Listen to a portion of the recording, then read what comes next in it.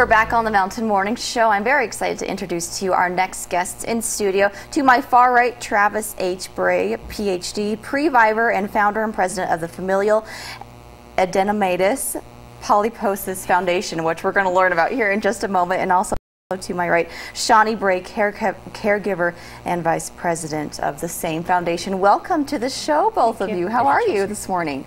Doing well. Fine. Good. I'm so glad to have you guys here. This is such a wonderful cause that you've started, and I know there's lots out there that will be equally as interested in what you have going on. So first up, before we get into the event and what you have, Travis, describe for me, what is this foundation that you guys have put together and what is it all about?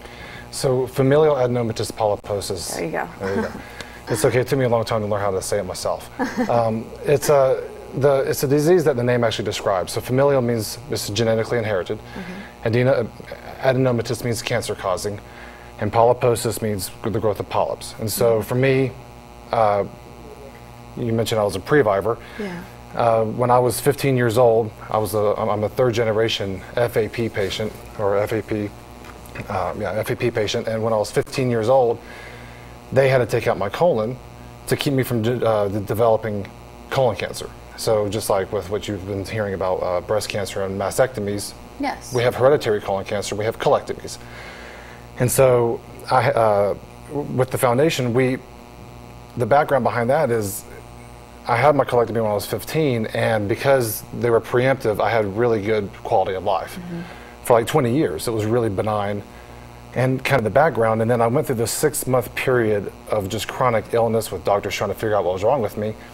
And I started turning to the internet, trying to figure out, get a better sense of what the patient experience is like, what kind of resources were out there, education, anything to kind of better understand what was going on with me. And there just wasn't much there that wasn't clinical, that wasn't put out by a hospital, or there wasn't much there that was like healthy social interactions. Yeah. Like a lot of it was on Facebook, and it was the really hard hit patients really kind of freaked out by what was going on. And so I got better, thankfully, but I took that experience as a place where I could work and something that we could do to help these other patients who aren't always as fortunate as I am. So how valuable, Shawnie, is it to have an organization like this? So you mentioned your experience and not having as much of that kind of support group, and why you think it's so valuable to start this now. It's been around for about a year, right? Yeah. Hopefully to be very valuable for patients. When Travis was sick 2 years ago, we were, as he mentioned, lots of doctor's appointments. It was really scary as his wife to see the lack of information that the doctors had. He saw probably 6 different doctors, and he was the expert on his disease for those doctors, and the internet wasn't very useful to us. And once we came under the care of a specialist and a team of specialists, it was such a relief. And there aren't that many of those centers around the country, a little over 30 of them. But once we came under the care, they had expertise, they taught us, we learned, he got better. And our goal is to get more patients who have hereditary colon cancers, including F.A.P. The more patients we can get to these specialized care units, the better. And what was actually kind of crazy is that from a patient standpoint is we were living in the suburbs of Chicago. There was a specialist 20 miles away. My general GI didn't even know. Wow.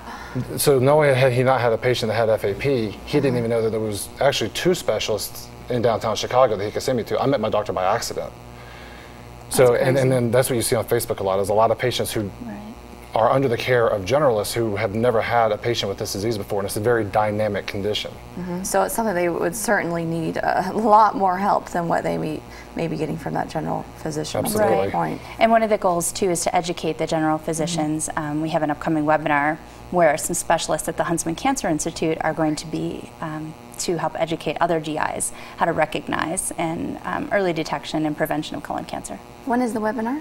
It's October 30th. October 30th. But before we get to that, you guys have a really great event happening Yes. October 20th, this Sunday. And I love your whole approach to raising awareness and funds for an organization, because usually we see like a 5K to raise money for this or that, or even a marathon or whatever. But you guys have chosen a different approach. I think one that really allows us to integrate a healthier lifestyle over time. Describe for me what this is. Right.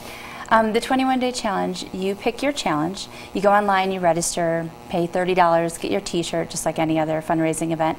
But then for 21 days, you commit to a goal to get healthier.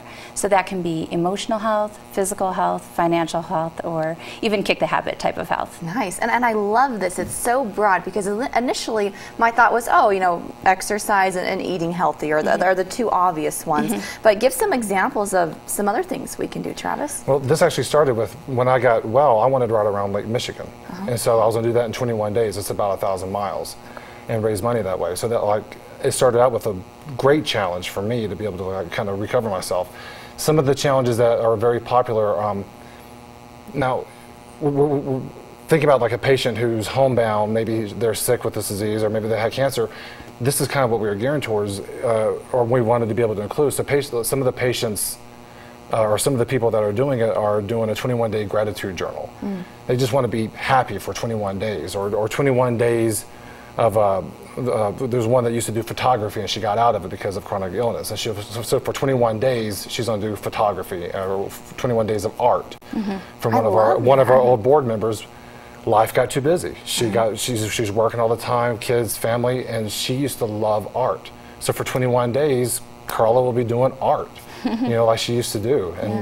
And then we have other people who are feeling really great, like Travis, and people who are touched by the disease, or maybe just want to give back, and so they're doing more physically aggressive things. We have a woman who's going to do a 5K every day, and then someone who is running minimum of 6 miles every day in preparation to do a half marathon by the end of the 21 days. Great. So people can really pick their level of challenge. And another one that particularly stuck out to me is and I mentioned this to Joe earlier, have one meal all together with your family a day for 21 days. And I mean, there's research in so many of these things saying how much that contributes to your emotional health. I mean, they're huge changes, really. And I think technically after 21 days, if you're in habit for 21 days, you should be able to integrate that long term, right? That's what you guys are going for. Yeah. Oh, that's wonderful. And I love that you guys are doing this and that you're involving the community in the way that you are. Is there like ideas you have for, I mean, you mentioned some ideas, but do we have, you have an online community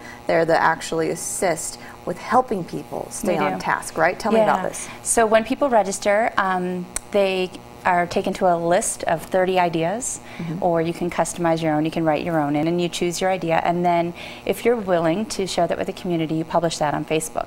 And we have an intern who, her background is emotional support and therapy. We have a nutritionist from Whole Foods here in Park City who's working with us, and then myself as an exercise specialist.